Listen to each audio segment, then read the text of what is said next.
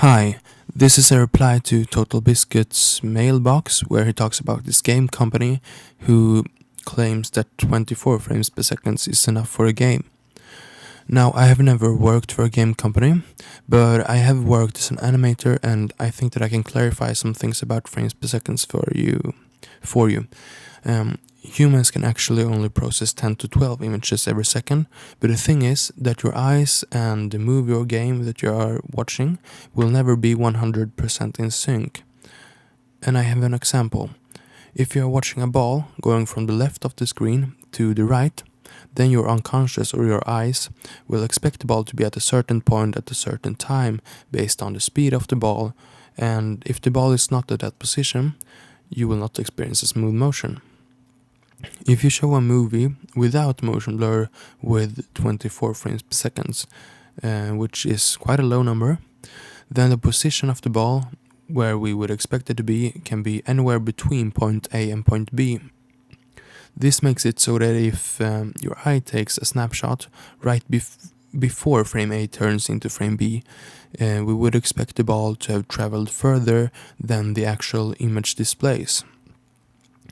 Because of this, you will notice a low frame rate even though it's higher than what your eyes can process. If you use a higher frame rate, the distance between the ball's position in each picture will be shorter and more accurate, and you will therefore not experience any lag, or whatever you want to call it. Now, most European countries use 25 frames per second on TV. If it's progressive, if it's interlaced, then you use twice as many. Americans use 30 frames per second. And you can use this low frame rate since you also use motion blur. What motion blur does is just what it sounds like. It leaves a blurry trail that fools your eyes into thinking that the object is actually moving. And since the object is a blurry motion, you can only see an approximate position, and you understand that the object's actual position can be anywhere within the blurry trail.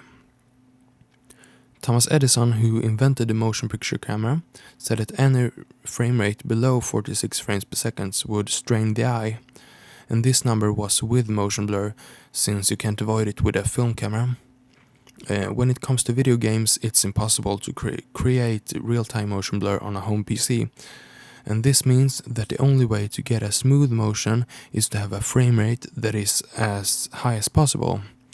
And the point where it's no longer possible to improve on how smooth a game flows comes first when you can spin or move around as fast as possible in the game, and the object still only moves 1 pixel between each frame. However, that would be a very expensive computer, and I would be impressed if you even could tell the difference between 1000 frames per second or 1500. In other words, such a computer would be very unnecessary, but I'm just trying to explain where the ceiling is, or when there's no longer any room for improvement. And I guess it's up to each and everyone to decide when they feel like the frame rate is no longer straining their eyes and is acceptable. But if Edison's research shows 46 frames per second with motion blur, then you clearly should aim above that in a video game. But of course you can play with 30 frames per second or 24 frames per second if you have the patience. But recommended by Edison, 46 or up. Thanks for listening. Bye.